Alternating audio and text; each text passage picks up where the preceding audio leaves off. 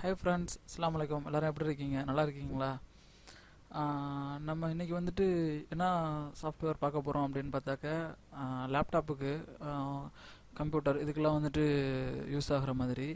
இது பல ஃப்ரெண்ட்ஸ் வந்துட்டு எனக்கு மெசேஜில் கேட்டிருந்தாங்க. என்னன்னு சொன்னாக்க, நம்ம வந்துட்டு எப்படி நீங்கள் இந்த எஃபியில் வந்துட்டு தமிழில் டைப் பண்ணுறீங்க, நம்ம தமிழில் எப்படி டைப் பண்ணுறது அப்படின்னு சொல்லிட்டு கேட்டிருந்தாங்க. நான் இது மேக்ஸிமம் எல்லாருக்கும் தெரிஞ்சிருக்குமே அப்படின்னு சொல்லிட்டு போடல. ஸோ அந்த தெரியாதவங்களுக்காக இந்த பதிவு. தமிழில் நம்ம எப்படி டைப் பண்ணுறோம் அப்படிங்கிறத இப்போ பார்ப்போம். அதுக்கு ஒரு சாஃப்ட்வேர் தேவை. அது பேர் NHM ரைட்டர் அப்படின்னு சொல்லிட்டு நீங்கள் கூகுளில் டைப் பண்ணுங்கள். NHM ரைட்டர் அப்படின்னு நீங்கள் கூகுளில் டைப் பண்ணிங்கன்னா ஃபஸ்ட்டு எடுத்தோடனே ஒன்று வரும். அதை கிளிக் பண்ணிக்கோங்க. கிளிக் பண்ணிங்கனாக்கா அதில் வந்துட்டு டவுன்லோட் அப்படின்னு சொல்லிட்டு ஒரு ஆப்ஷன் இருக்குதா, இந்த டவுன்லோட்னு இருக்குதுல்ல, அந்த டவுன்லோடை கிளிக் பண்ணிங்க. ஒரு இது ப்ரோக்ராம் டவுன்லோட் ஆகும். அதை டவுன்லோட் பண்ணிவிட்டு இன்ஸ்டால் பண்ணிக்கோங்க.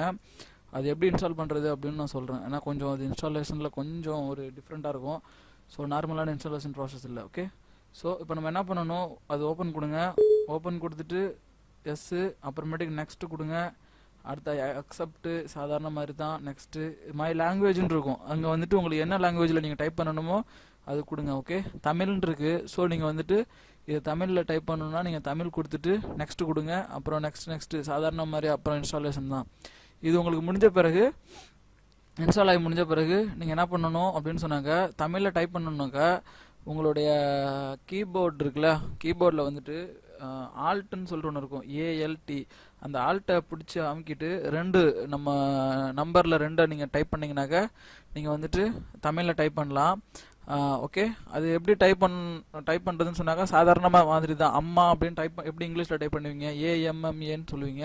அதே மாதிரி தான். இப்போ அம்மான்னு டைப் பண்ணணுன்னாக்கா AMMA டைப் பண்ணிங்கனாக்கா இன்னொரு போட்டுக்கோங்க, அம்மா அப்படின்னு வந்துடும். ஸோ இப்போ வந்துட்டு நான் இங்கிலீஷ் எனக்கு வேணும், நான் தமிழ் இல்லை எனக்கு இங்கிலீஷ் மாற்றணும் அப்படின்னாக்கா அதே மாதிரி அந்த அந்த ஆல்ட்டை பிடிச்சி அழுத்திட்டு கீபோர்டில் வந்துட்டு நீங்கள் 2 ப்ரெஸ் பண்ணணும். பண்ணிங்கனாக்கா இது இப்போ வந்துட்டு இங்கிலீஷ்க்கு வந்துட்டு அது மாறிடும். ஓகே, இப்போ பார்த்தீங்கன்னு வைங்களேன், வந்துட்டா இங்கிலீஷில் AMMA.